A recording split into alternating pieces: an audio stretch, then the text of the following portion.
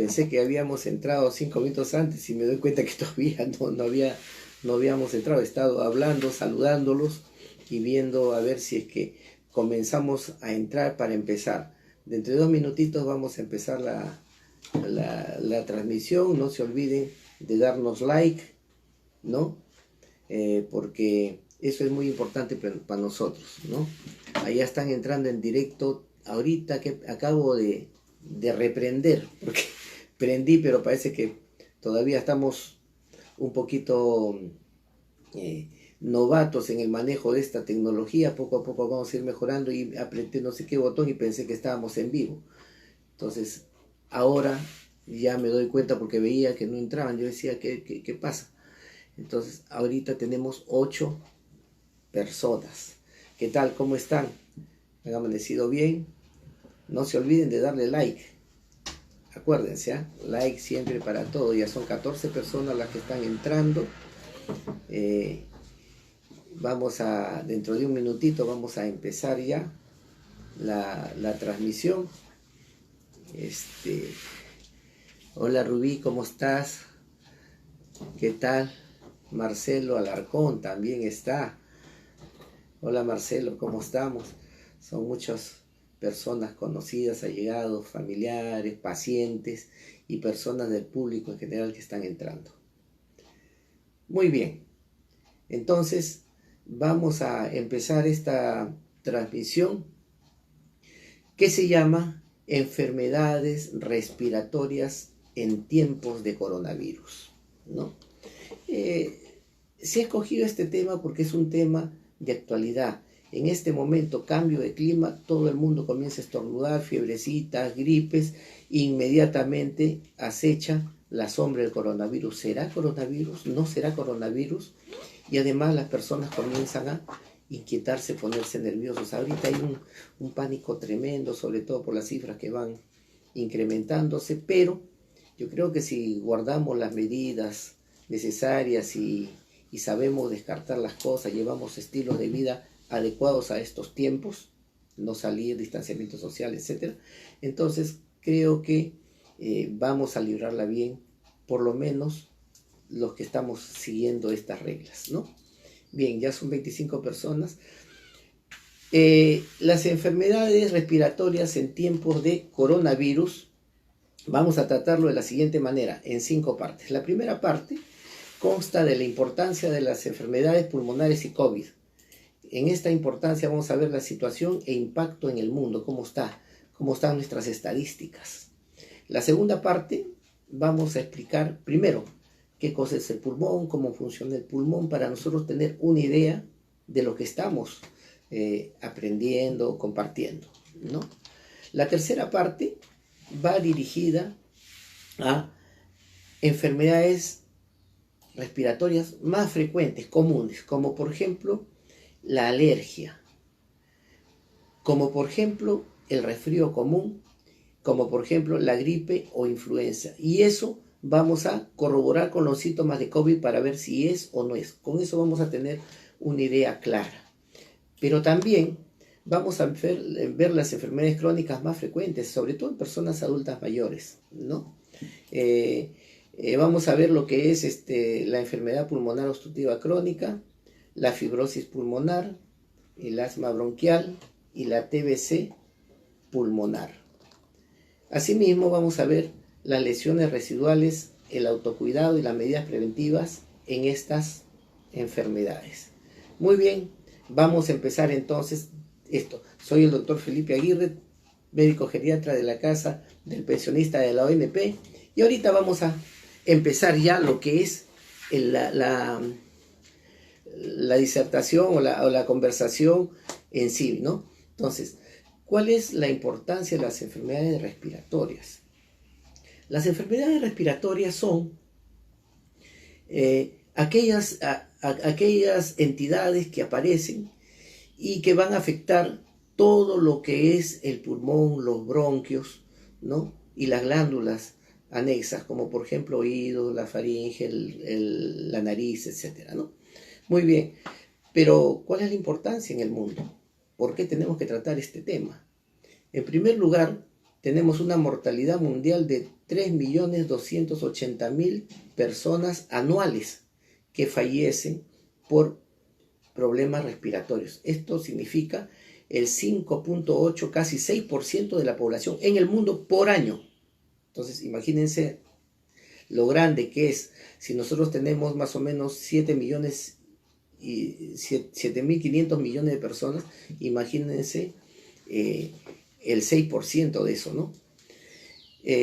Por las gripes, solamente por las gripes mueren 650.000 personas al año, ¿no? El mayor número de defunciones se ha visto que es en personas mayores de 75 años. ¿Y en qué parte del mundo es más frecuente? Si bien es cierto, copa todo el mundo, hay sitios donde la incidencia ha sido mayor, como por ejemplo en regiones muy pobres del África subsahariana, en el Mediterráneo oriental y en el Asia suroriental. Entonces, esto es más o menos cómo estas enfermedades respiratorias atacan más en todo el mundo, pero esa región es un poquito más porque hay mucha pobreza y cambios de clima, entre otras causas, ¿no? En nuestras estadísticas tenemos que son, por ejemplo, 3.800 casos al año de enfermedad pulmonar obstructiva crónica, y el 31, la tercera parte de pacientes son mayores de 60 años. Ahora vamos a ver qué cosa es la enfermedad pulmonar obstructiva crónica, qué es el nombre, me voy adelantando. El nombre, digamos, el nombre donde se presenta sociedad, la bronquitis y el enfisema. En medicina le llamamos enfermedad pulmonar obstructiva crónica. El 5% de las fibrosis pulmonares, que es otro tipo de enfermedades, son hereditarias, ¿no? Los demás son adquiridas. El 95% de enfermedades de fibrosis pulmonares también son adquiridas. Ya vamos a ver qué son las fibrosis pulmonares, ¿no? Esto es la primera parte. Vamos a empezar la segunda parte, que es cómo está formado el aparato respiratorio, ¿no? Nosotros tenemos para el aparato respiratorio una puerta de entrada que es la nariz, la rinofaringe, ¿no? Que es donde pasamos alimentos, y de ahí viene la glotis, y de frente pasamos por la tráquea a esas dos grandes bolsas de aire que llamamos pulmones. Estas dos grandes bolsas se llenan por intermedio de una serie de cañerías, de tubitos, que llamamos bronquios. Entonces, estas dos grandes bolsas de aire se llenan cuando uno inspira y eliminan el aire, se contraen cuando uno expira, con S, no con X. Expira con X es morir, y expirar con S es eliminar el aire. Entonces, cuando uno toma aire, inhala y exhala, mejor, para que comprendamos mejor. Bota el aire, entonces ese aire va a entrar primero por la nariz, por la rinofaringe, de frente a la tráquea, se entra además por esta serie de compartimientos, de cañerías, hacia unas bolsas que llamamos alvéolos. Estas bolsas que llamamos alvéolos son donde se produce realmente la respiración. Es decir, entra el oxígeno, y como estas bolsas están irrigadas por arterias y venas, por la arteria entra el oxígeno y por la vena sale el anhídrido carbónico. Cuando uno toma aire, entonces en ese momento está entrando el oxígeno a la sangre, y cuando uno bota el aire, en ese momento nosotros estamos eliminando el anhídrido carbónico a través de la misma vía respiratoria. Primero pasan por los bronquios, sube a la tráquea y sale por la nariz o por la boca. Entonces, ese es el mecanismo de respiración. Gracias a este mecanismo nosotros podemos vivir. Bastan 3 minutos de falta de oxígeno para que haya lesión cerebral, y a los 5 minutos de falta de oxígeno cesan las funciones vitales y se produce la muerte, ¿no? Entonces, el oxígeno es algo que no nos puede faltar. Estas estructuras, estos bronquios, secretan un moco. ¿Para qué? Como defensa, para que todo lo que entre no vaya a infectar. Y estos bronquios también tienen unos pelitos llamados cilios, que son los que van empujando el moco, ¿no? Para irse renovando. y el moco sale mediante el reflejo de la tos. Y si es en las vías aéreas superiores, mediante el estornudo. Entonces, cuando hay alguna infección, llámese tuberculosis, llámese virosis, cualquier virosis que entra a los pulmones, nosotros vamos a contagiar mediante la eliminación, ¿no? Estamos expulsando flema y el aire por dentro a gran velocidad, más o menos 150, 180 kilómetros por hora. Esa es la velocidad. Y entonces uno puede contagiar. Y uno dice, distanciamiento social 1,5 metros, y es hasta 3 metros, de 1,5 metros a 3 metros, porque no es lo mismo que una señorita estornude y un fortachón, entonces manda la cantidad de aire y de gérmenes a mayor cantidad, ¿no? Entonces, por eso es que se dice de entre 1,5 a 3 metros, de acuerdo a la persona. Y por eso es que se ponen las mascarillas. ¿Por qué? No para que no nos contagien, sino para que nosotros no contagiemos. Cuando tosamos, cuando estornudemos, nuestros gérmenes no se esparzan a 1,5 ni 3 metros, sino se queden ahí. Ese es el uso de la mascarilla. Entonces muchos equivocadamente dicen, no, yo me meto con mascarilla en los mercados y no me va a pasar nada. Me meto en las aglomeraciones, no va a pasar nada porque yo tengo mi mascarilla. Me estoy protegiendo. No, no te estás protegiendo. Estás protegiendo a los demás. Y entonces por eso es los grandes contagios. Hay mascarillas que van a tapar las N95 y otras que son especializadas para uso estrictamente médico, para uso estrictamente de la policía. Todas las personas que tengan en contacto con la muchedumbre tienen que tener ese tipo de mascarillas, porque si le ponen las otras, lo estás mandando a morir prácticamente. Y por esa razón es que el cuerpo médico, la policía y todas las personas que tienen que ver con muchedumbre están solicitando máscaras N95, ¿no? Porque lo demás no. El uso común es para que nosotros no contagiemos, pero cuando nosotros tenemos contacto con personas que están infectadas, necesitamos otras mascarillas de protección especial que lamentablemente no están llegando, están llegando a pocos, pero no cubre las necesidades para enfrentar en especial los que están en primera fila, ¿no? Y por eso es que hay muchas bajas. Ese es un problema grande que nosotros con mucha pena estamos observando. Tenemos 71 personas que ya han ingresado. Bien, entonces ahora ya sabemos cómo funciona nuestro organismo. Cuando tomamos aire, se inflan los pulmones.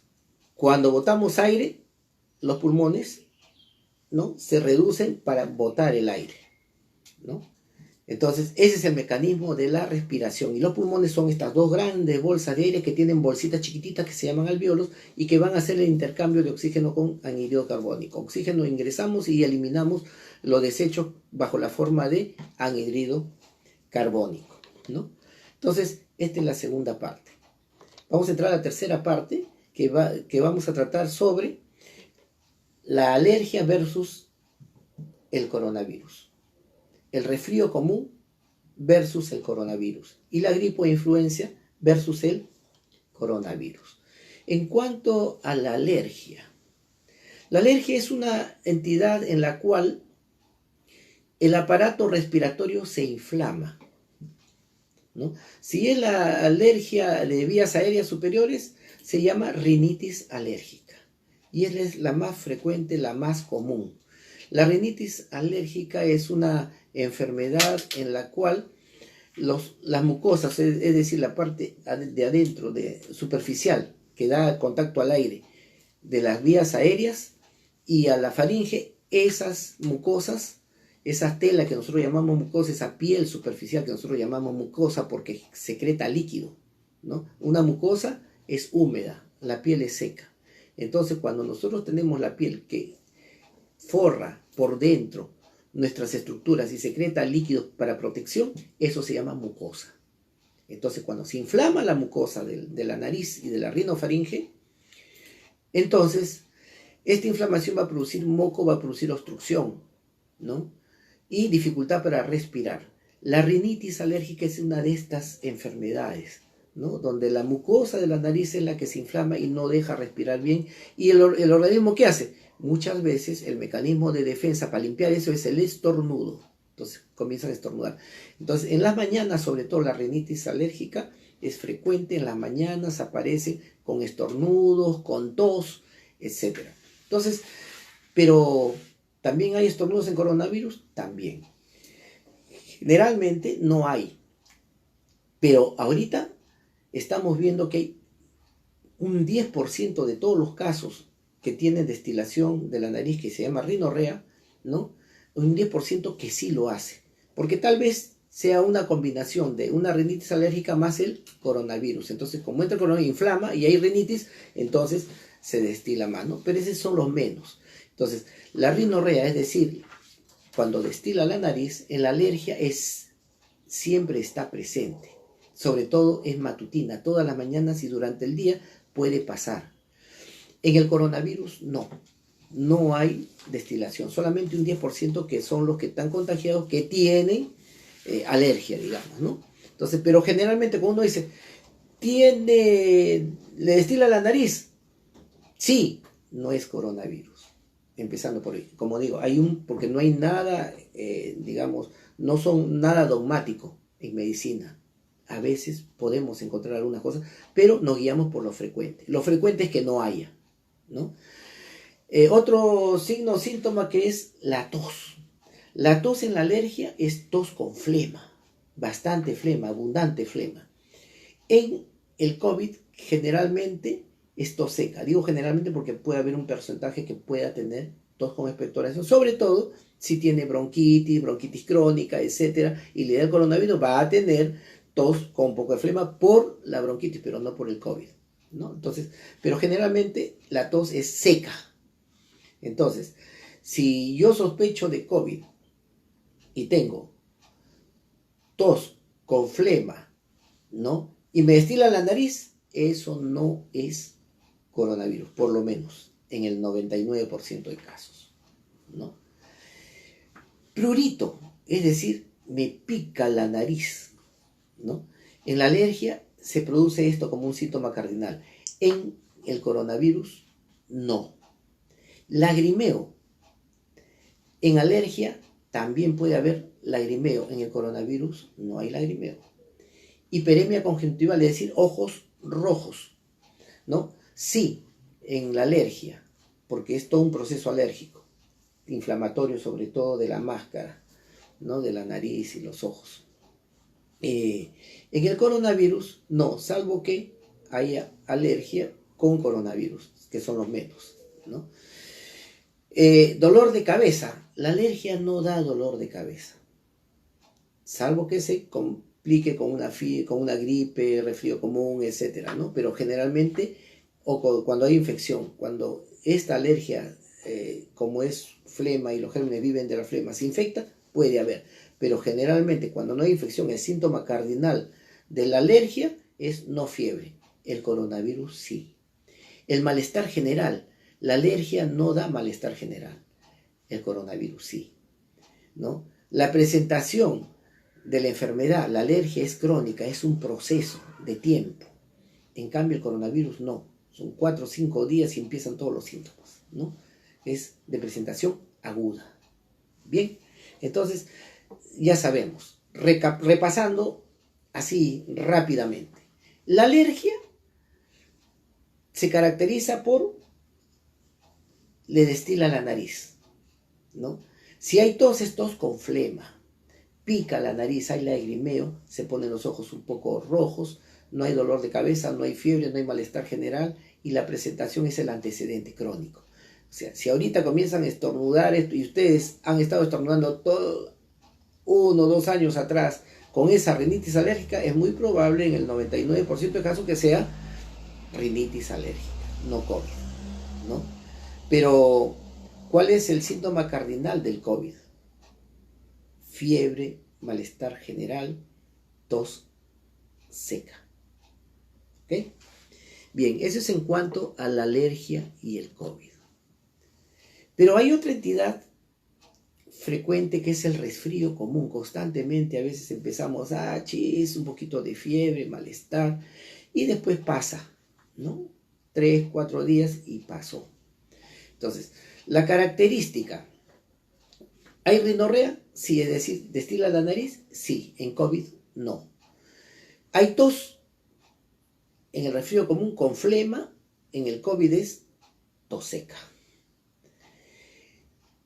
¿Pica la nariz? En el resfrío común sí, en el COVID no. Inclusive algunos pierden el olfato, pierden el sentido del gusto y en vez de picar puede inclusive arder o sentir la nariz seca, ¿no?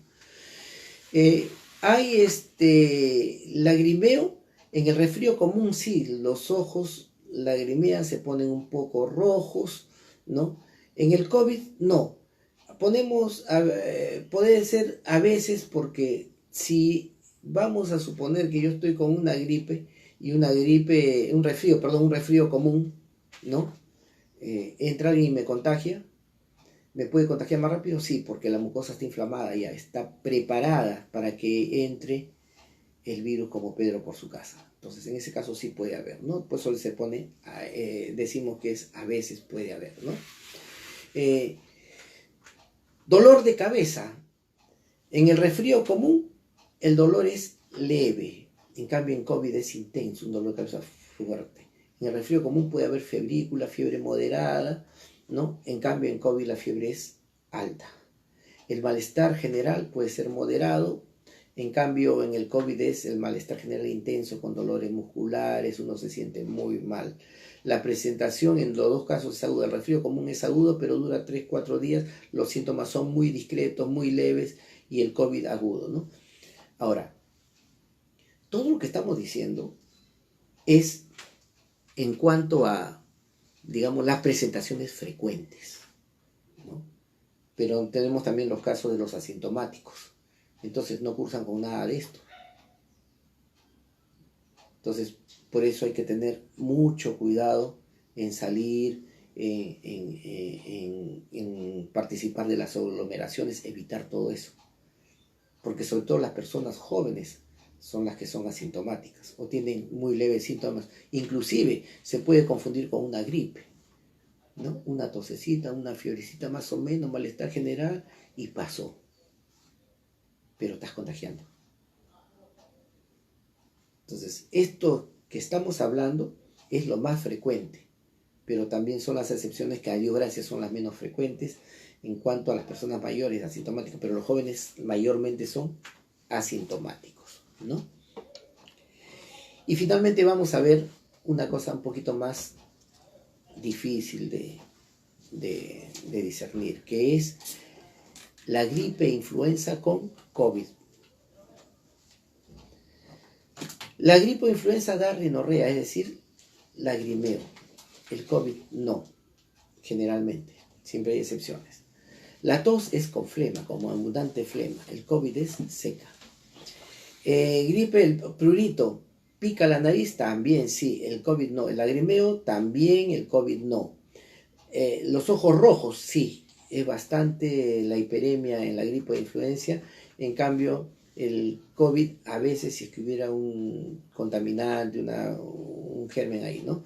Dolor de cabeza, gripe, influenza, sí. La fiebre también, los dos. Malestar general dan a los dos y la presentación es aguda. Por eso es bien parecido, ¿no? Disculpen si ha ido el internet, son cosas que pasan. No sé por qué razón, pero se fue el internet. Bien, ahora vamos a ver el número, la cuarta parte de esta conversación, que son, otra vez, estamos entrando 7, se habían ido varias personas, pero el internet falla y eso son cosas fortuitas que escapan a nuestro quehacer, ¿no? Vamos a ver ahora las enfermedades crónicas frecuentes, ¿no? Versus COVID. Primero, vamos a ver la enfermedad pulmonar obstructiva crónica. Esa enfermedad pulmonar obstructiva crónica, que es la bronquitis aguda, la bronquitis crónica, llamada también enfisema, ¿no?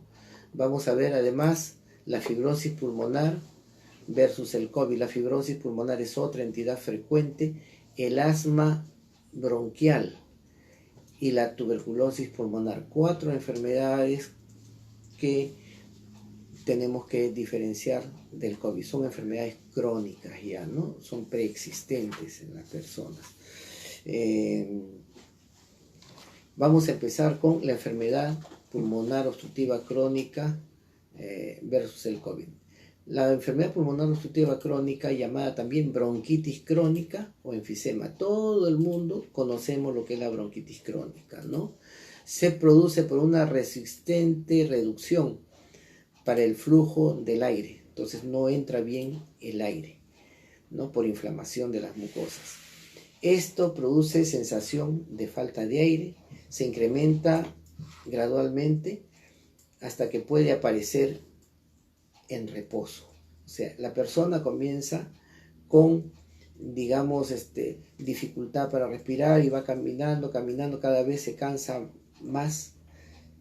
Antes el paciente dice: doctor, yo comencé con una tos, con flema, y después todo el tiempo he estado con esa tosecita, y de repente noto que me estoy cansando un poco más. Antes caminaba 10 cuadras y ahora a las 10 cuadras camino, pero llego más cansado que antes.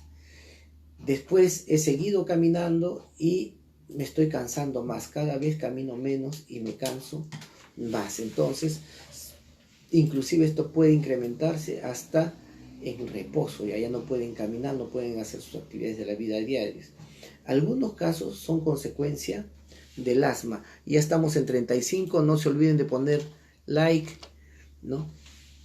Siempre nos suceden este tipo de cosas. Los factores de riesgo para la bronquitis crónica o EPOC. El 60% de casos, más del 60% de casos, ocurren porque son fumadores, ¿no? Y fumadores pasivos, que son las personas que acompañan al que fuma, ¿no? Entonces, esto inflama la mucosa de los bronquios, ¿no? El otro factor de riesgo es el smog, es decir, la polución ambiental en las grandes ciudades o en las ciudades que están alrededor de una fábrica, ¿no?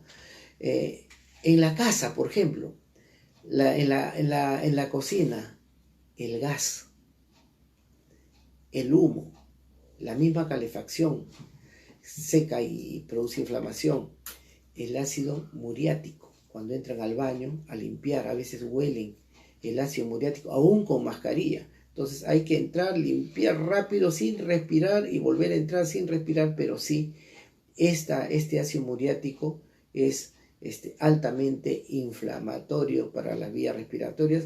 Y también, ahora que estamos utilizando mucha lejía, tengan cuidado también con el uso de la lejía. El olor también produce este tipo de problemas.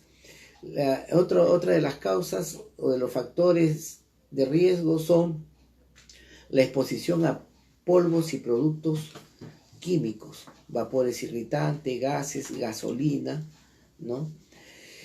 Las infecciones respiratorias repetidas, ¿no? Aquellas personas que constantemente se paran resfriadas o tienen rinitis, sí, son personas que van a hacer la enfermedad pulmonar obstructiva crónica. Se llama enfermedad pulmonar porque agarró el pulmón, lógicamente obstructiva porque obstruye el paso del aire y todo el tiempo, pues es crónico, enfermedad pulmonar obstructiva crónica, llamada también bronquitis crónica o enfisema.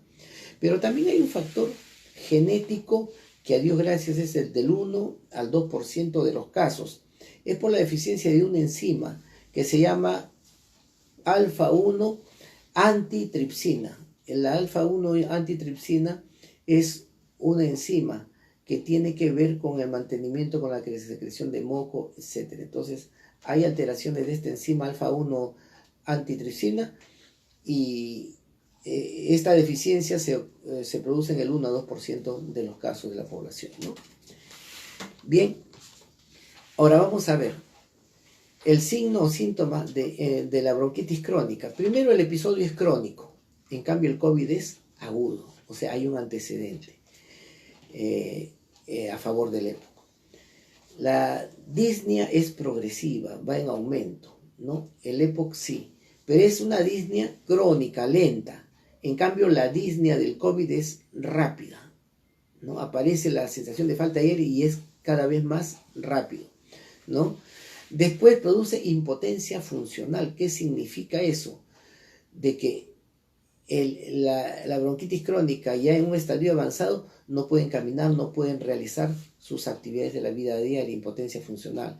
El COVID es más rápido, también produce impotencia funcional, pero rápido, agudo, ¿no?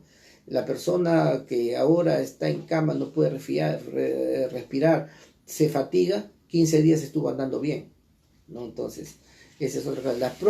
La tos es productiva en la bronquitis crónica o EPOC. En el COVID, la tos es seca. La fiebre en la bronquitis crónica es episódica, es decir, como hay flema, hay inflamación, entran los gérmenes y los gérmenes viven de la flema. Entonces, constantes reinfecciones que pueden producir fiebre, malestar general, dolor de cabeza, sí. Pero esta fiebre es episódica. En cambio, el COVID no. Empieza y fiebre alta, después cefalea, dolor de cabeza, también en el COVID está presente y el malestar general también. En cambio, en la bronquitis crónica es episódica, cada vez de que hay contaminación, reinfecciones, digamos, que tenemos, ¿no? Aquí nos dice si podrías repetir el punto anterior, la sección anterior, justo por el tema de la señal que se fue. Si podías recapitular, hacer un resumen para los que recién se están volviendo a conectar. Ya, el punto anterior, el punto 3. Sí, ya. Justo después de la... Ya, del corte del internet. Sí. Ya. Hay tres, el punto 3 teníamos que ver con la alergia, el resfrío común y la gripe o influenza, ¿no? Recapitulando, la alergia da una rinorrea, o sea, destila la nariz. En el COVID, no, ¿no?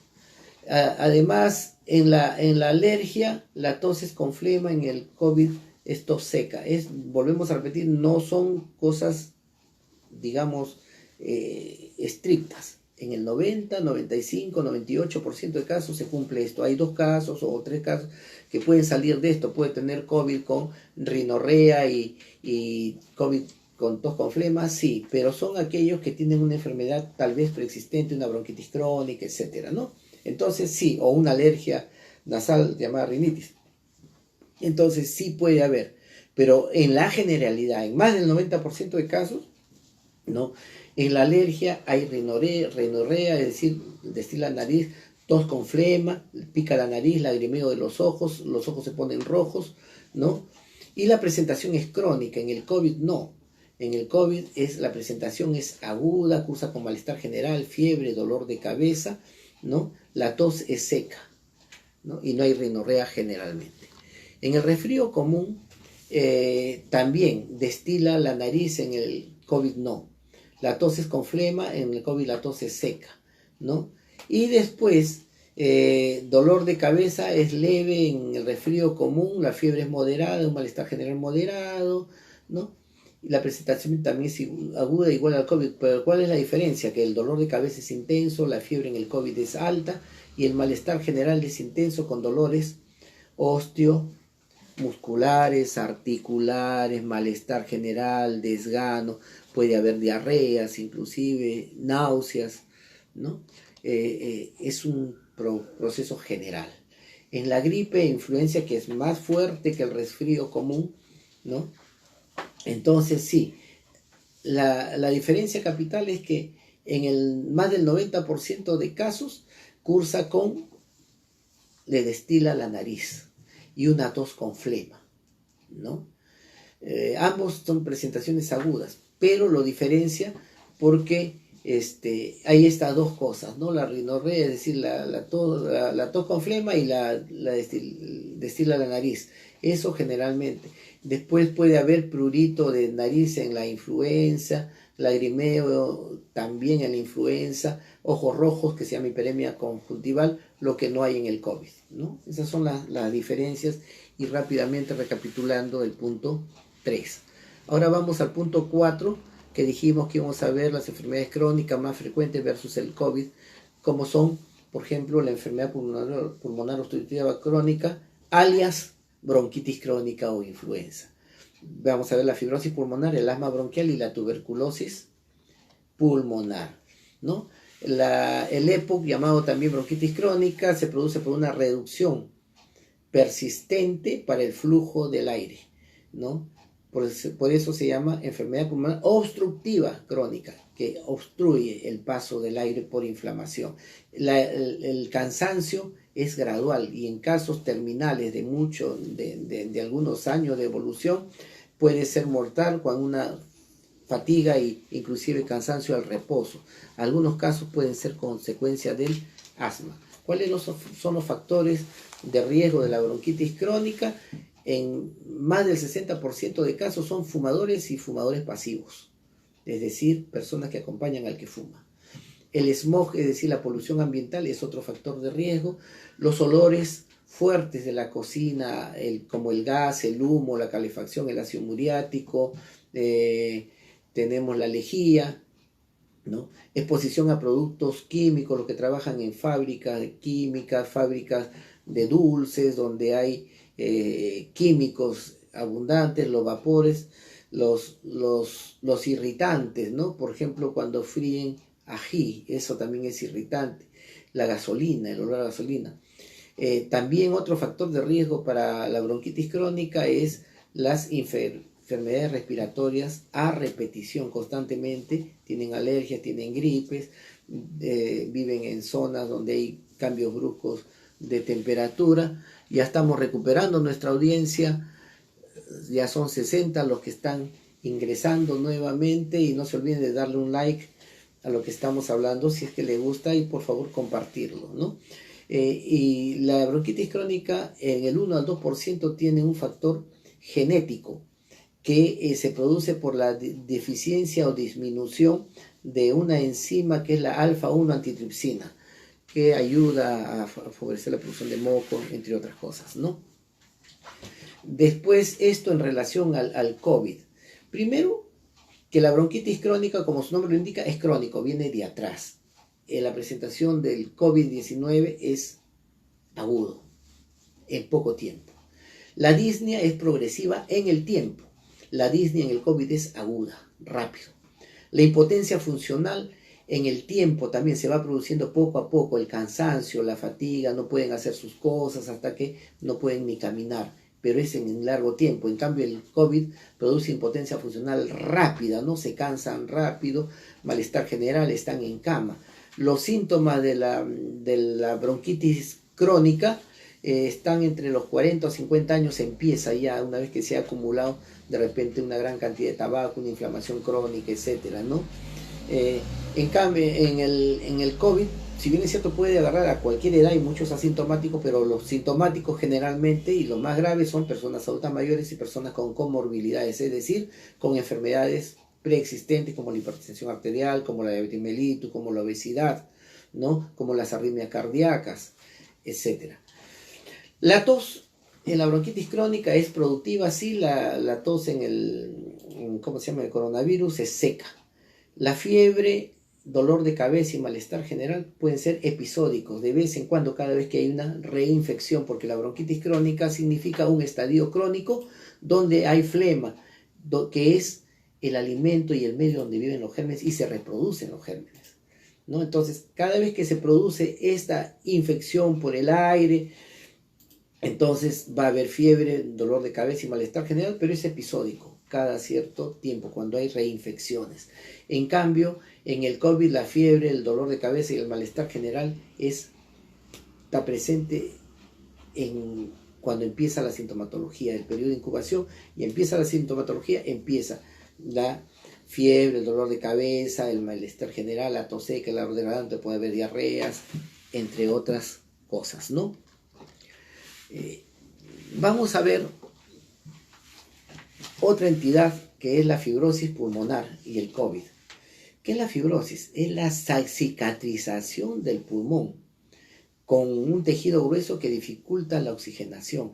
En otras palabras, el pulmón se va haciendo como corcho, se cicatriza y no es elástico, no puede expandirse para tomar aire y para eliminar aire. Y como es cicatrizado, estos alvéolos que realizan la oxigenación están, no tienen con qué, porque está duro, está cerrado, está cicatrizado eso. Entonces solamente hay unas áreas funcionantes. Esto es la fibrosis pulmonar, ¿no? Los factores de riesgo de fibrosis pulmonar son el tabaco, en primer lugar, porque genera una inflamación crónica en los pulmones que va cicatrizando. Los tóxicos, pinturas, ácido muriático, lejía, serrín, puede producir una bronquitis crónica, como lo dijimos anteriormente, como esos en los bronquios. Pero a nivel de pulmón, en los alvéolos puede irlo irritando, cicatrizando, ¿no? Entonces, las virutas de acerrín, de latón, de plomo, de acero, todos estos irritantes, ¿no? También las infecciones recurrentes. Una infección, si es grave, que agarra pulmón, no vías respiratorias altas, bronquios, sino ya el pulmón lo cicatriza. Por ejemplo, una neumonía aguda, una tuberculosis, van produciendo, dejan cicatrices, que son las consecuencias de que ha habido una enfermedad. A veces uno ve una radiografía y uno le pregunta, señor o señora, ¿usted ha tenido tuberculosis pulmonar anteriormente?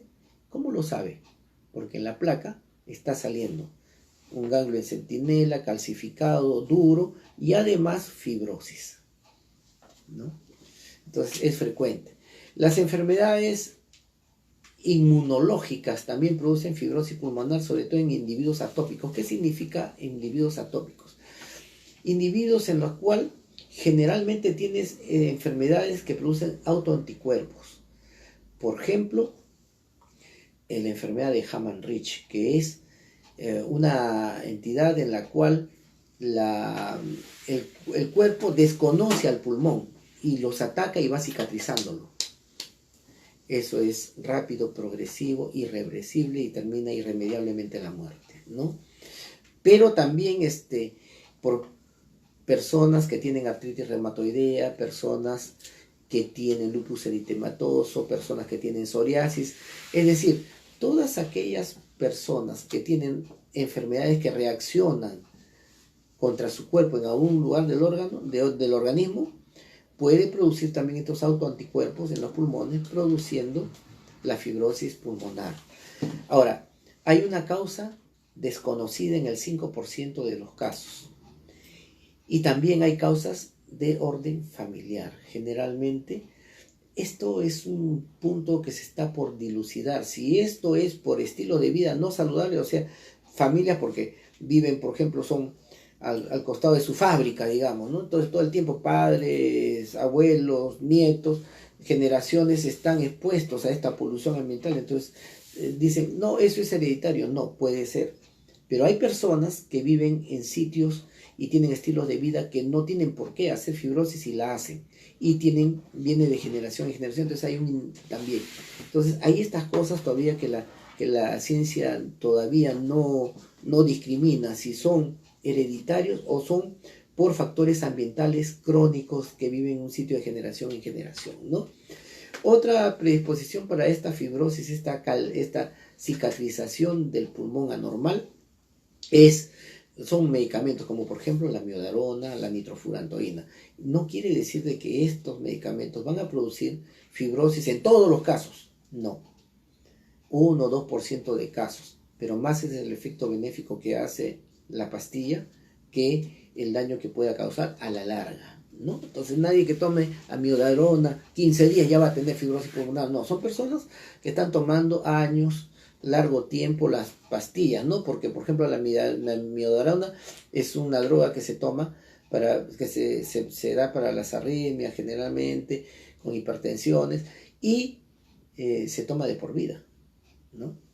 Entonces, pero a Dios gracias es un porcentaje mínimo, pero está descrita entre las causas que producen fibrosis pulmonar, ¿no?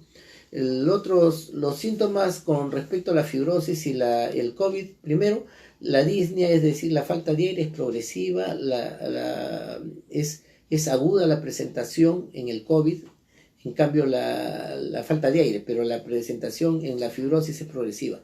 La tos es nocturna, seca o productiva en la fibrosis, en cambio en la COVID es seca.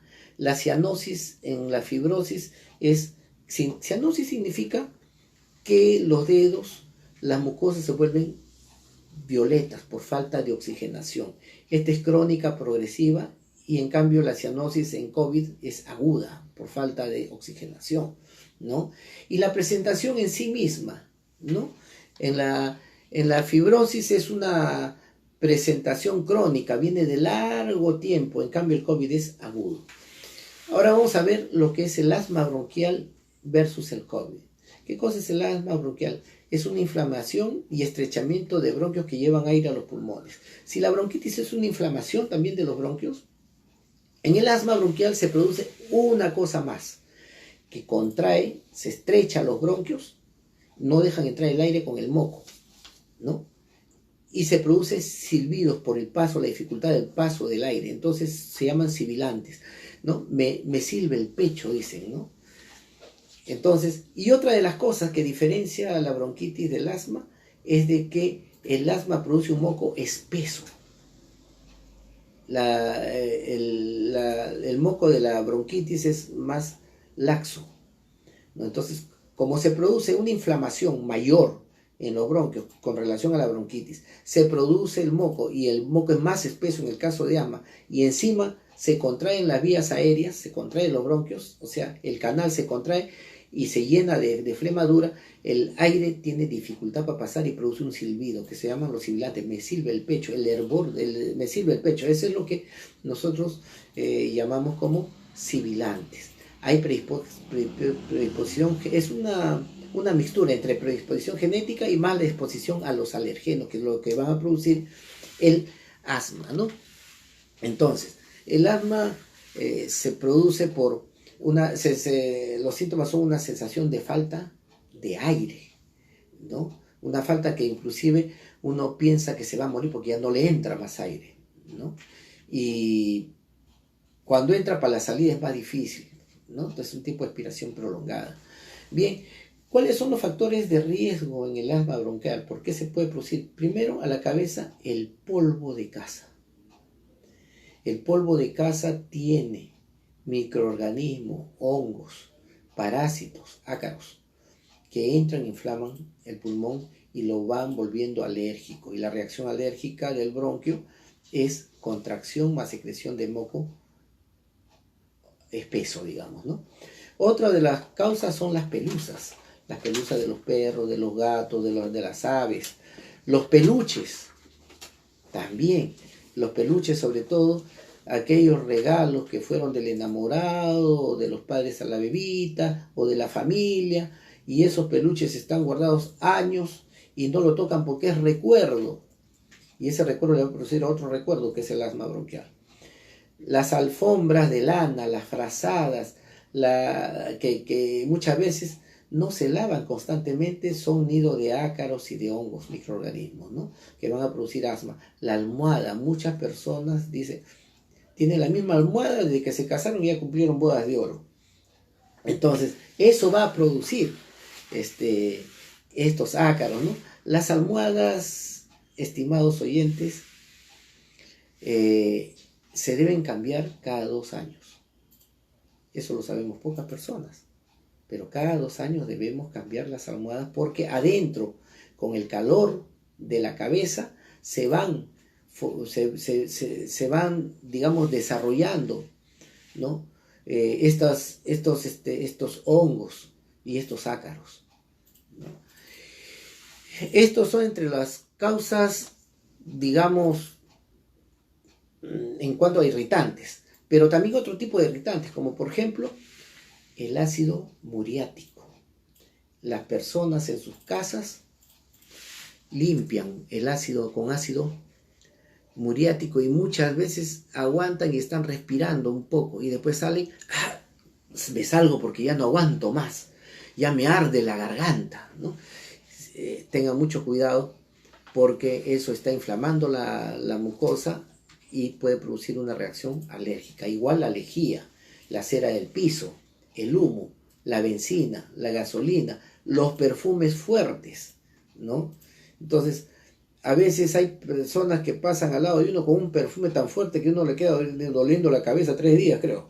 Entonces, eso también va a producir asma, ¿no? Otros factores de riesgo. ¿Qué hacer cuando tienen asma? Primero, disminuir la ingesta de ácidos y de colorantes. Eliminar los periódicos y libros viejos. Hay personas que tienen el mercurio peruano en su cuarto y cada vez que van a leer levantan la hoja y se deshace sola. Entonces eso tenemos que sacarlo. Las revistas, las señoras que tienen su revista de Corín Tellado, antiguas, ¿no? El Peruano, ¿no? La Nación, todo eso tienen que deshacerse porque son, digamos, sitios donde proliferan los ácaros y donde proliferan los hongos, ¿no? El smog, la polución ambiental también, sobre todo en personas que viven en sitios muy concurridos en el centro de Lima, por ejemplo, donde hay bastante. Ustedes ven en la avenida Bancay los edificios negros, ¿no? Pintados pero con unas manchas negras. Ese es el smog, el humo de los carros. El estrés también produce asma, ¿no?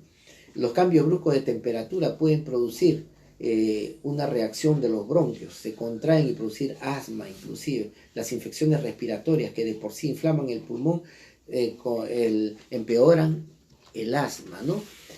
¿Cómo vamos a, digamos, diferenciar un asma con un COVID? Primero, la disnea en el asma es progresiva. La disnea, o sea, la falta de aire en el COVID es aguda en el momento. La tos es exigente en el asma con un silbido de pecho. En el COVID es una tos seca. La cianosis, es decir, que se va poniendo moradas las uñas, los labios, ¿no? Esto es crónico, progresivo de tiempo en el asma. En cambio, en el COVID, cuando hay compromiso pulmonar, ya es agudo, rápido. La sudoración y piel fría es en el asma, sí, en el COVID no, aunque en algún momento del compromiso respiratorio puede existir en el COVID esto también. Bien, vamos a ver ahora una enfermedad que es la tuberculosis pulmonar versus el COVID, ¿no? La tuberculosis es una enfermedad infecto contagioso producida por el Mycobacterium tuberculosis o bacilo de Koch, ¿no? Koch fue el investigador que descubrió este bacilo, pues en honor a él le pusieron el nombre de bacilo de Koch, pero realmente es una micobacteria, o es decir, entre bacteria y hongo, por eso es tan difícil erradicarlo. Se necesitan 2-3 antibióticos diferentes y por un tiempo determinado, entre 3 a 6 meses, antes era 1 o 2 años, para controlar esto, ¿no? Existen 2 tipos de tuberculosis, la tuberculosis pulmonar y la tuberculosis extrapulmonar, es decir, puede agarrar cerebro, columna vertebral, riñón, piel, ¿no? La tuberculosis de piel es bien rara, yo he tenido la oportunidad de verla, ¿no? Y sí, generalmente el punto de partida es pulmón, de ahí puede diseminarse, ¿no? Los factores de riesgo para la tuberculosis pulmonar son niños, son personas adultas mayores, son personas que están en contacto con una persona, un paciente con tuberculosis. La pobreza, la desnutrición son factores desencadenantes. Las condiciones de riesgo para la tuberculosis pulmonar son el cáncer, la diabetes mellitus, el VIH, las enfermedades autoinmunes, es decir, todas las enfermedades que cursen con bajas defensas.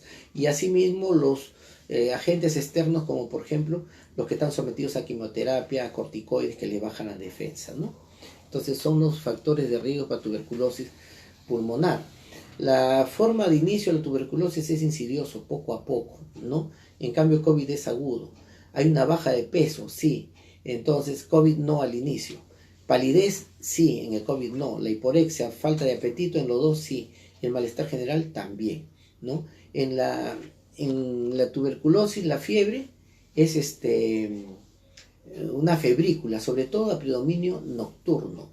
En cambio, en el COVID la fiebre es alta, la tos es seca al inicio de la tuberculosis y después se vuelve productiva. En el COVID la tos es seca en sus inicios, de todo el tiempo, ¿no? La expectoración, tuberculosis, sí.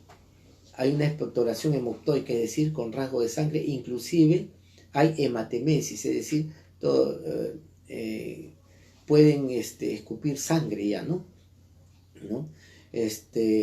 En el COVID, no, aunque puede haber algunos casos cuando uno tose muy fuerte y se rasga un vasito y sangra, puede ser, ¿no? Pero la expectoración hemoctoica de la tuberculosis es casualmente porque el bacilo tuberculoso se va comiendo el pulmón y va haciendo cavernas, y por eso una expectoración,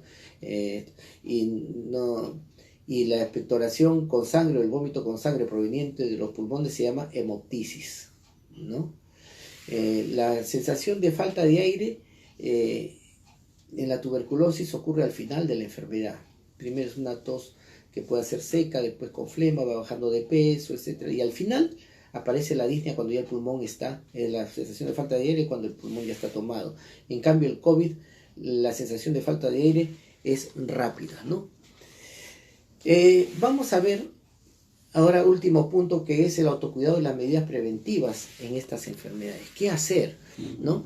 Las medidas de autocuidado para EPOC, para la bronquitis crónica, ¿cuáles son? Hay dos finalidades. Primero, reforzar la defensa del paciente con bronquitis crónica, ¿no? Y desarrollar un ambiente propicio a fin de brindar una mejor respuesta inmunológica en caso de contagio por COVID, ¿no es cierto? Entonces, con la práctica de estilos de vida saludables y, digamos, controlando los factores de riesgo. La segunda finalidad del autocuidado es detectar, en este caso, los síntomas de COVID precozmente a fin de recibir un tratamiento inmediato, adecuado, que corte la enfermedad, evitando que pase a mayores, ¿no? Entonces, primero, autocuidado y las medidas preventivas para bronquitis crónica y para COVID es, primero, no fumar. No tengamos la mucosa inflamada por nada del mundo. Evitar inflamar nuestras mucosas pulmonares. Ingerir abundante líquido. Necesitamos bastante agua. Preferir el contacto con la naturaleza. Ahora no podemos salir, pero por lo menos subamos a la azotea. Evitar el humo y el contacto con lejía, ácido muriático para no inflamar las mucosas. Evitar exposición a polvos y productos químicos, a los talcos, etc., ¿no? Cuidarse de las infecciones respiratorias. Si alguien está estornudando, pónganse su mascarilla y salgan y no eviten el contacto con ellos. Y evitar las corrientes de aire y cambios bruscos de temperatura.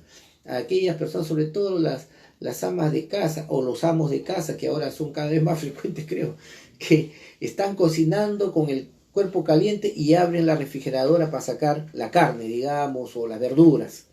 Ese cambio brusco de temperatura es negativo, nocivo, ¿no? También es los cambios bruscos de temperatura y también las corrientes de aire. Muchos pacientes con neumonía yo he visto, ¿no? ¿Y cuál era? Entraba a la casa y la ventana a un lado y al frente la puerta. Y muchas veces la ventana abierta y la puerta abierta, generando corrientes de aire. Y la cama en esa dirección. Entonces la persona capta el aire frío con el cuerpo caliente, ¿no? Entonces esto inflama en los pulmones en el mejor de los casos, si es que no le da una neumonía. Entonces, evitar tener el pulmón inflamado a toda costa, porque eso le puede entrar la puerta de entrada y le facilita, ¿no?, el desarrollo del coronavirus, ¿no?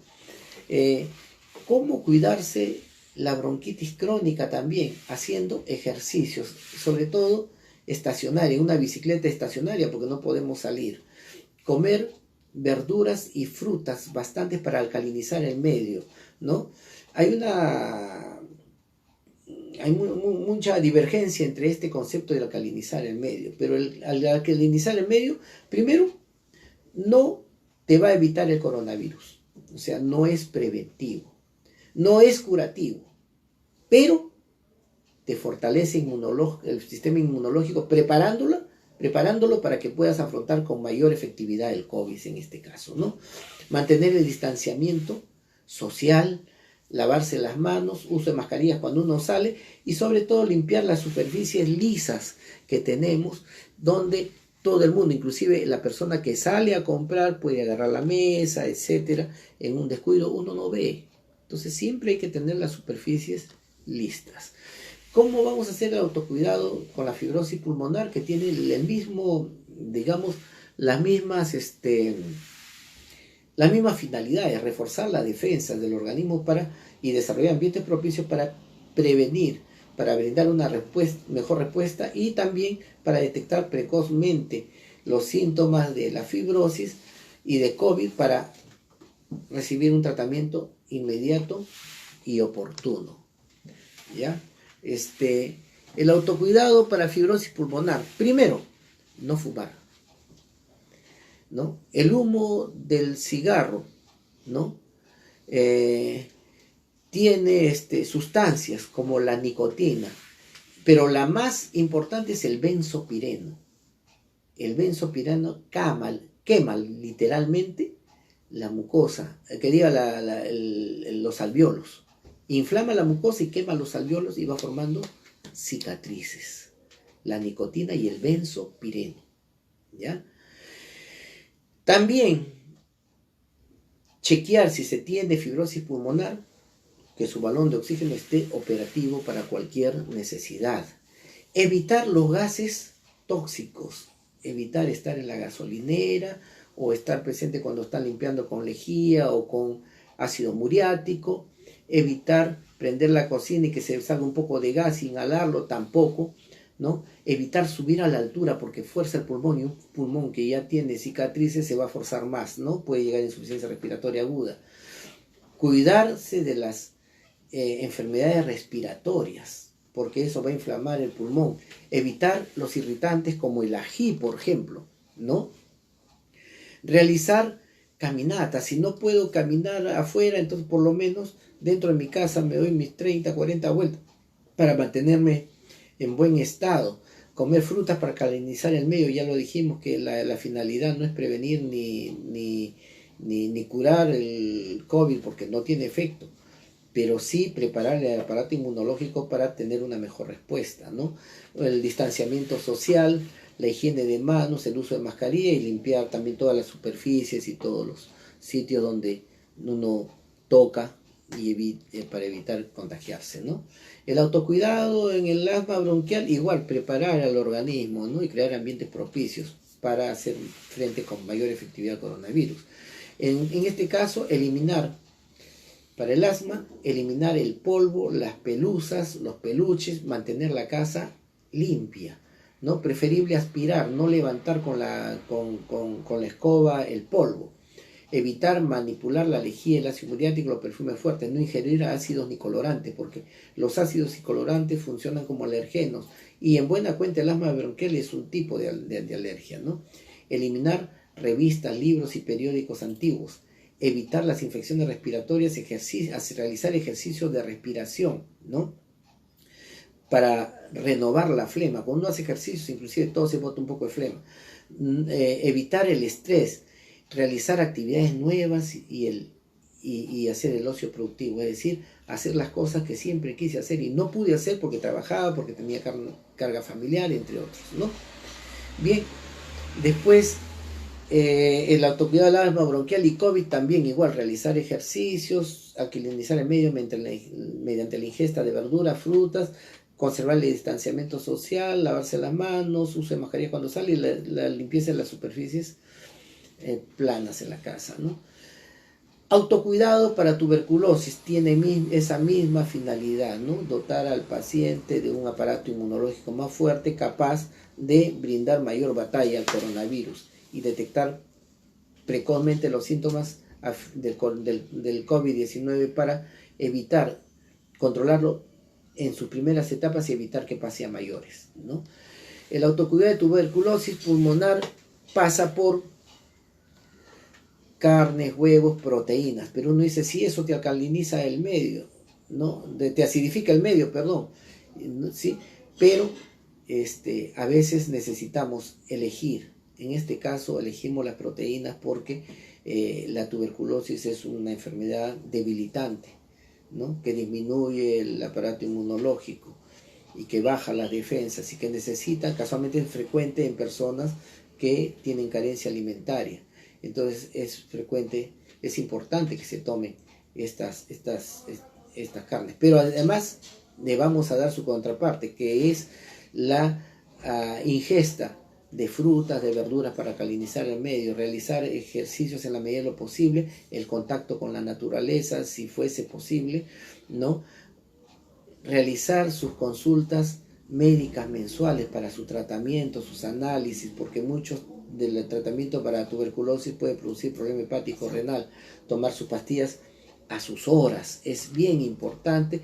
Igual, para prevenir el COVID, lo mismo, distanciamiento social, lavado de manos, uso de mascarillas y limpieza de superficies. Eso es importantísimo. Entonces es bien difícil que nos agarre el COVID con esto, ¿no? Muy bien, hemos terminado la exposición del aparato respiratorio versus COVID en tiempo de coronavirus, ¿no? Y vamos a ver las preguntas que tengan a bien nuestro público. Son 76, ¿no? Bajamos porque se nos colgó el internet y estamos subiendo nuevamente. Bien. Aquí Ana María Ramírez Segarra nos escribió en la primera parte de la transmisión, nos dice que tiene presión alta más alergia. ¿Qué es lo que puede hacer? ¿Cómo se puede tratar? Ya. Primero, desde el punto de vista casero, evitar los alergenos, ya dijimos, ¿no? ¿Cuáles son los alergenos? Los ácidos, los colorantes, ¿no? En cuanto a la ingesta, ¿no? Entre los ácidos tenemos el limón, maracuyá, ¿no? Los colorantes, las gelatinas.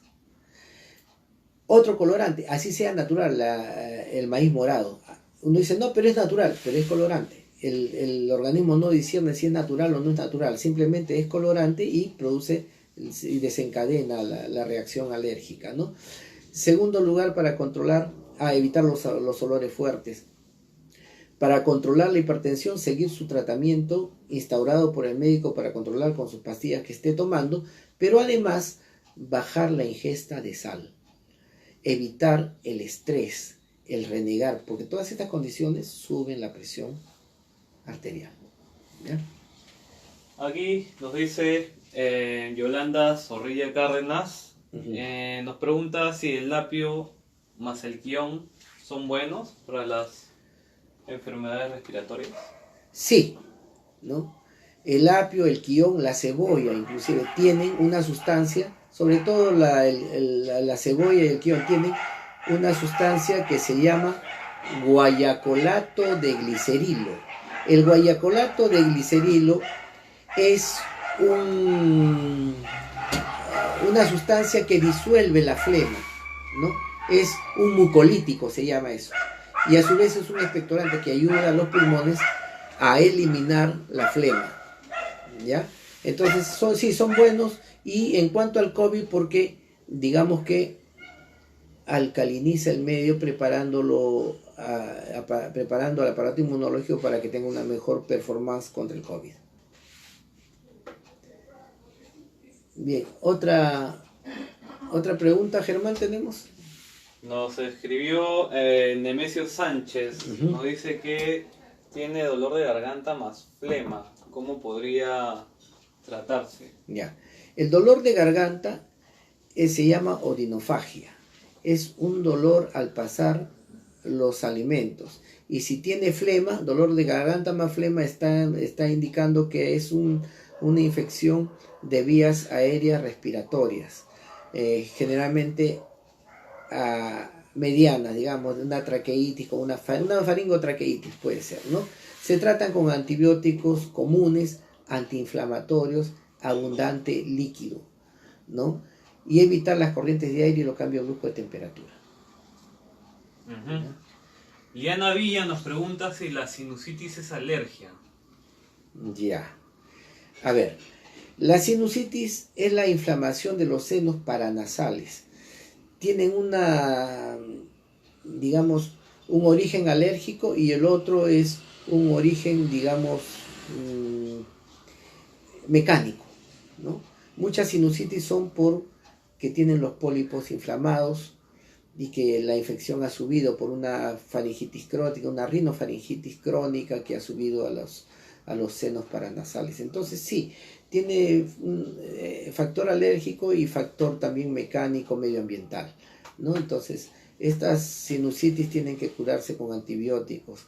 Generalmente es mejor que sea un cultivo de secreción nasal, ¿no?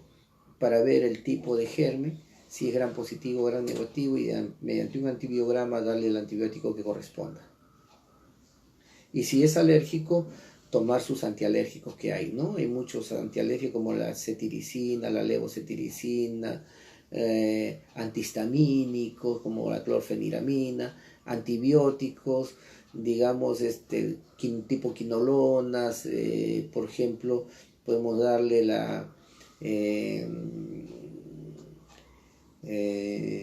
dentro de las quinolonas tenemos el ciprofloxacino, el levofloxacino, ¿no? Son buenos. Y también darle un macrólido, puede ser eritromicina, citromicina, ¿cómo se llama? Hay otra claritromicina, ¿no? Entonces todos esos medicamentos son especiales para los bronquios y las vías aéreas superiores, ¿no? Corina Cáceres nos dice, doctor Aguirre, tengo asma bronquial. ¿Cómo me afectaría si me contagio de COVID-19? Mira, Corina, tienes que controlar tu asma bronquial mediante medicamentos y también evitar, digamos, inflamar más tus mucosas y sobre todo no exponerte, no salir a la calle, ¿no? Porque el asma bronquial es una condición, digamos, en la cual los bronquios están inflamados y secretan un moco espeso. Entonces, estos bronquios que están inflamados, que secretan un moco espeso y que se contraen dificultando la salida del aire, ¿no? Se producen casualmente por inhalar olores fuertes, ¿no? Desodorantes, perfumes y todo lo que hay en la cocina, ¿no? Volvemos a repetir, la lejía, ácido muriático, el gas propano, etc. Entonces, primero lo que tenemos que hacer es controlar todos estos factores, evitar los ácidos colorantes y evitar salir, ¿no? Y tu tratamiento riguroso, ¿no? Tus broncodilatadores, tus expectorantes, y si hay infección, tu antibiótico correspondiente. Aquí Lincoln Rivera Quinteros nos consulta, ¿los adultos mayores debemos vacunarnos cada año contra la gripe? Sí, en un principio, en estos momentos, por ejemplo, vacunar a las personas mayores es un poco riesgoso porque personal de salud, sobre todo, que está en primera línea y puede llevar el contagio, ¿no? Pero en ausencia de esto, es importante vacunarse, sobre todo contra el neumococo, ¿no? Porque una infección sobreagregada, como es el neumococo, puede empeorar el curso del COVID, ¿no? En forma alarmante. Entonces, es preferible que las personas mayores tengan su vacuna, ¿no? A veces hay vacunas que pueden venir otro germen, ¿no? Pero es importante estar prevenidos ante el neumococo, que es una enfermedad grave, ¿ya? Víctor Augusto Tazara Martínez nos pregunta, doctor, ¿las personas que tienen artritis reumatoidea crónica también están propensas a que le den el COVID-19? A ver, las personas que tienen artritis reumatoidea, toda artritis reumatoidea es crónica, de hecho, ¿ya?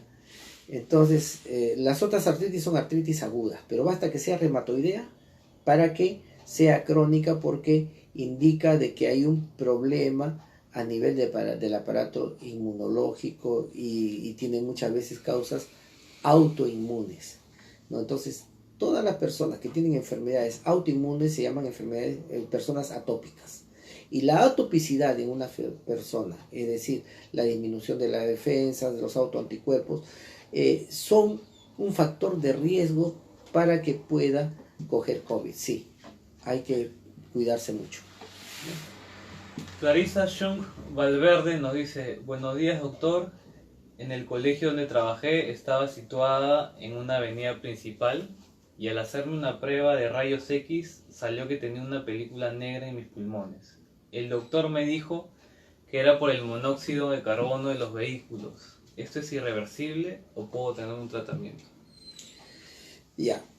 Esto generalmente es muy difícil que el pigmento que ha entrado, el carbono, salga. Está haciendo el mismo efecto que la nicotina, ¿no? La nicotina no oscurece los pulmones y no los blanquea por más que haya tratamiento. Eso queda así.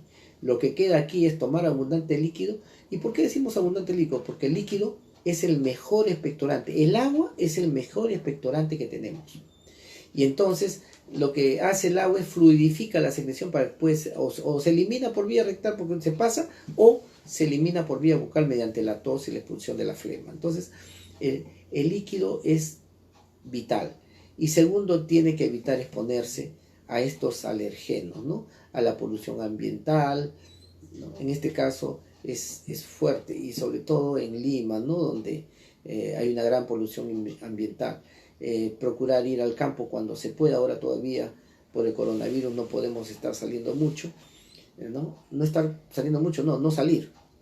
Que pase esto, sí. Los estilos de vida saludables significan estar en contacto con el campo, con la naturaleza, tomar aire puro, ¿no? Huir de los fumadores que no estén a su costado. Si no puede decirle que se vayan, se va usted, pero no puede estar en contacto. Igual, cuando encere en la casa, evite estar usted presente hasta que pase el olor. Lo mismo con la lejía, el ácido muriático, el gas propano, prender la cocina, a veces sale un poco de gas, eso también es negativo para las personas, como en su caso, por ejemplo, ¿no? Y evitar los irritantes, el ají, ¿no? La pimienta. Raúl Alcántara Ravelo nos dice: doctor, buen día, yo tomo prednisona de 5 miligramos y Eutirox 100. ¿Puedo tomar Ecotrin? A ver, prednisona y Eutirox. Sí, la prednisona ignoro por qué le están dando, salvo que el problema de tiroides que tenga sea autoinmune, entonces le tienen que dar su prednisona, ¿no? Pero sí puede tomar Ecotrin porque casualmente el uso prolongado de corticoides puede producir coágulos, ¿no? Infartos, etc. Entonces es donde más necesita tomar su aspirina o su clopidogrel para evitar la agregación plaquetaria, la formación de coágulos de trombos, ¿no? Entonces, un preventivo, sí, en su caso sí es importante. Yo no diría importante, solamente mandatorio. Gracias por la pregunta. Manuel Calderón Barriga nos dice: doctor, en el caso de la alergia, ¿influye el medio ambiente? Y si es persistente, ¿qué medicinas me recomienda? ¿Puedes volverme a repetir, por favor? Manuel Calderón Barriga nos consulta, ¿no? En el caso de la alergia, ¿influye el medio ambiente? Y si es persistente, ¿qué medicinas me recomienda? Ya. El medio ambiente es determinante muchas veces para la presentación de alergias, ¿no? Sobre todo las alergias respiratorias, que puede ser rinitis alérgica y si baja más, asma bronquial, ¿no? Entonces la polución ambiental determina muchos casos de rinitis y muchos casos de asma bronquial, ¿no? En este caso, hay que salir de ahí, ¿no? Si no se puede salir, vivir en otro sitio, por lo menos procurar salir al campo, tomar aire, limpiar los pulmones, realizar ejercicios físicos en estos ambientes, en este campo, ¿no? Para limpiar los pulmones, correr un poco para secretar un poco de flema y eliminar la flema, que se eliminen todas las toxinas, ¿no? Ahora, en cuanto a medicamentos, son antialérgicos, tenemos la cetiricina, la levocetiricina, básicamente, ¿no? Los corticoides son indicados solamente por prescripción médica, cuando uno examina bien y si realmente encuentra un asma avanzado, podemos dar un poquito de corticoides para evitar, ¿no? De que esto termine en fibrosis, digamos, ¿no? O en una enfermedad pulmonar obstructiva crónica.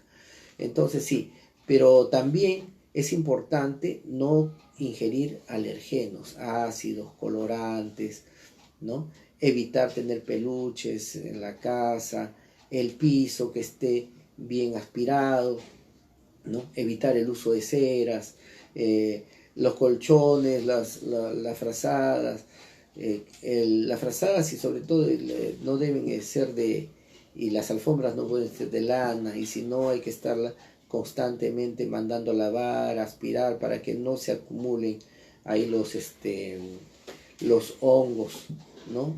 Y los ácaros que puedan aumentar. O sea, lo que le estoy diciendo es evitar los alergenos en general.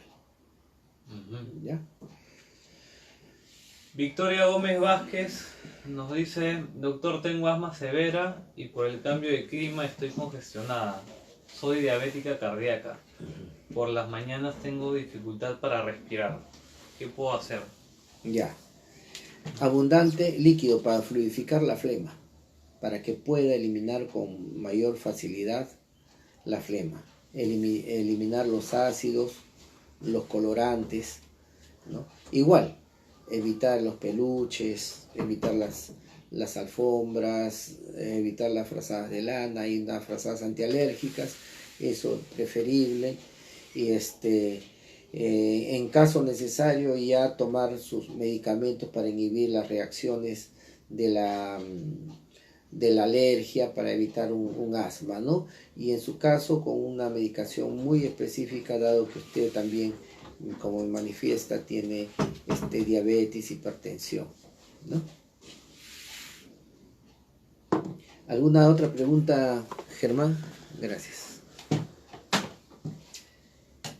Hilda Elis Vargas Vázquez nos dice: tengo insuficiencia renal, me dan en el seguro eritropotetina 2 veces por semana y vitamina, pero ya son 2 meses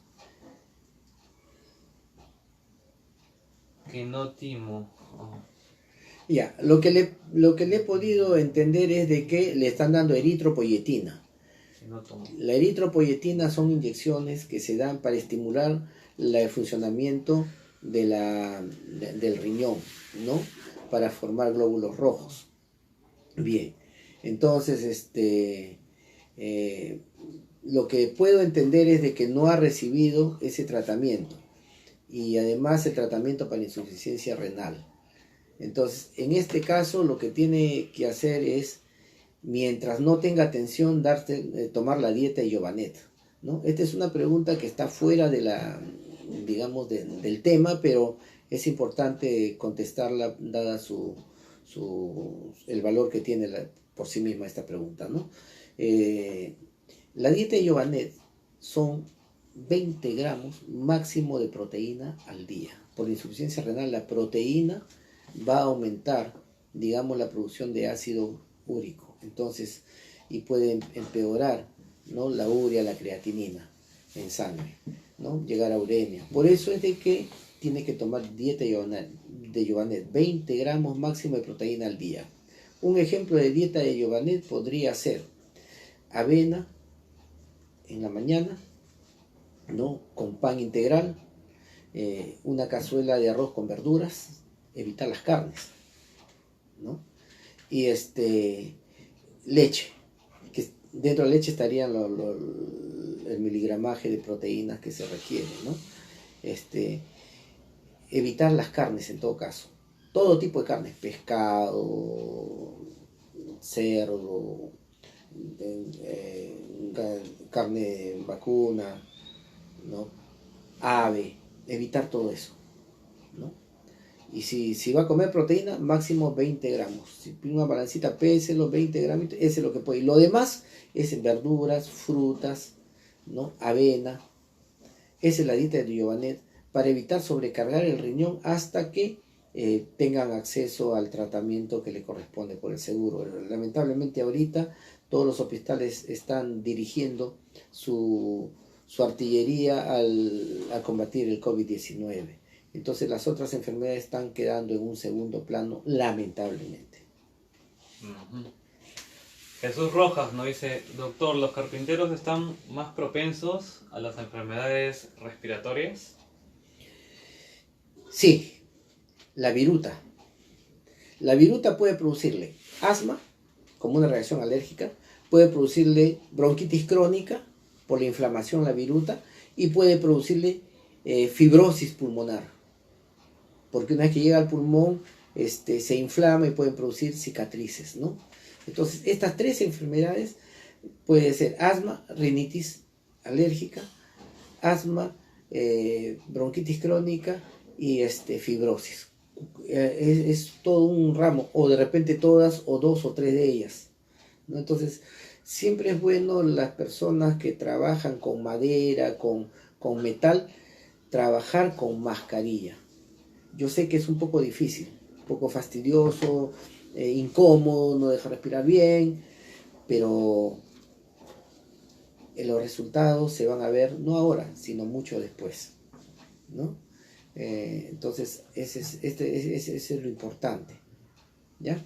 Igual a los operarios, las personas que trabajan, hacer lo mismo, ¿no? ¿Otra pregunta, Germán?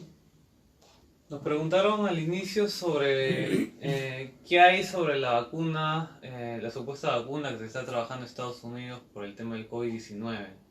Uh-huh. Están pidiendo una opinión tuya, que hay información. Sí. Hay 3 países que están haciendo estudios para la producción de la vacuna, de cómo elaborar anticuerpos. Unos están trabajando en cuanto al suero humano de personas que han tenido COVID y que ya han hecho defensas para ver cómo se replican esas defensas.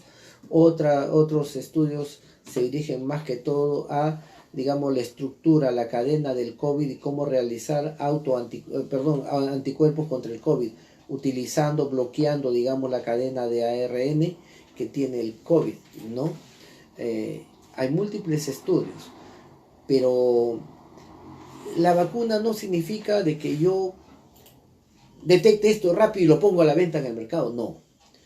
Porque se han descubierto que hay muchas drogas, muchas vacunas, que a pesar inclusive de haber pasado todos los estudios correspondientes y las barreras correspondientes, pueden producir daño. Uno de ellos es hace muchísimos años la talidomida, que se utilizaba para la hiperemesis gravídica del embarazo, por ejemplo, para evitar los vómitos en personas embarazadas. Y los niños nacieron con focomelia, sin un brazo, sin una pierna, después de haber pasado estudios clínicos de muchas personas en seres humanos, primero en animales, después en seres humanos, para ver si tenían un efecto adverso o no, y en ese momento no presentaron, pero después de 9 meses comenzaron a nacer estas personas, ¿no? Con este tipo de problemas. De manera que cuando uno va a poner una droga o una vacuna en el mercado, tiene que pasar experimentos en ratas y múltiples experimentos en diferentes situaciones, ratas con insuficiencia renal, ratas con bronquitis, ratas, etcétera, ¿no? Producirle enfermedades inclusive para ponerle la vacuna, a ver si esa vacuna interactúa o no con ese tipo de enfermedad, etcétera. Y después de eso, pasarlo a los humanos.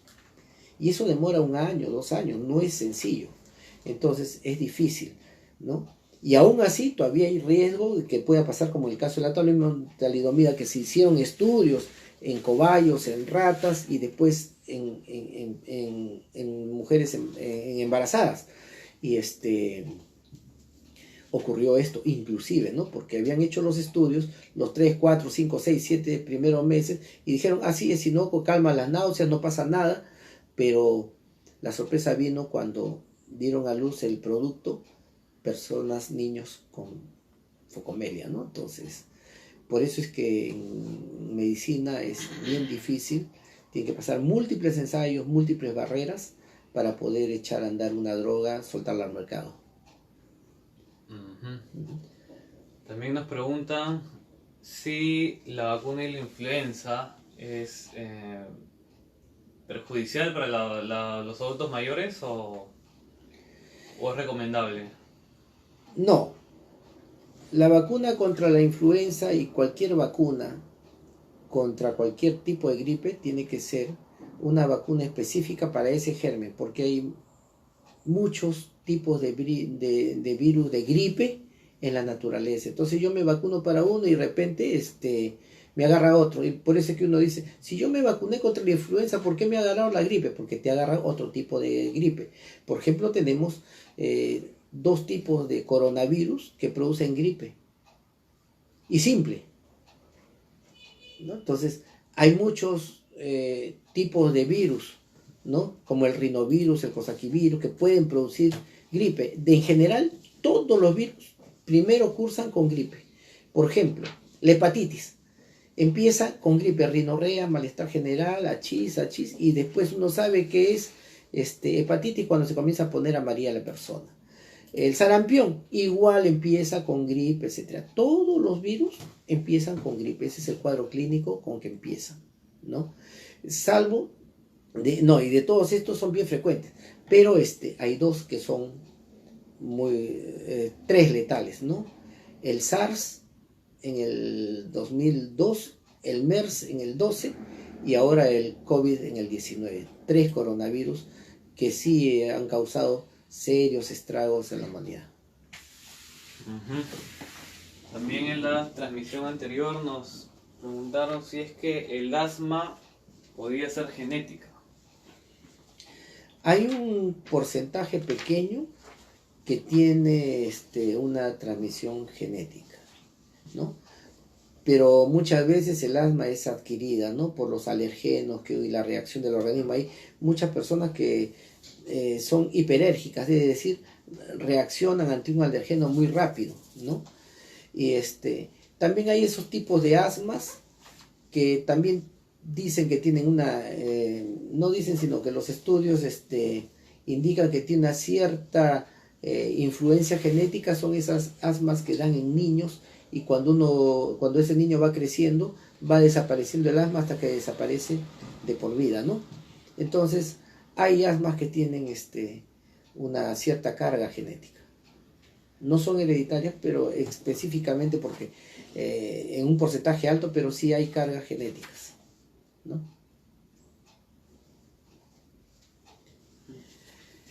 Muy bien, Germán.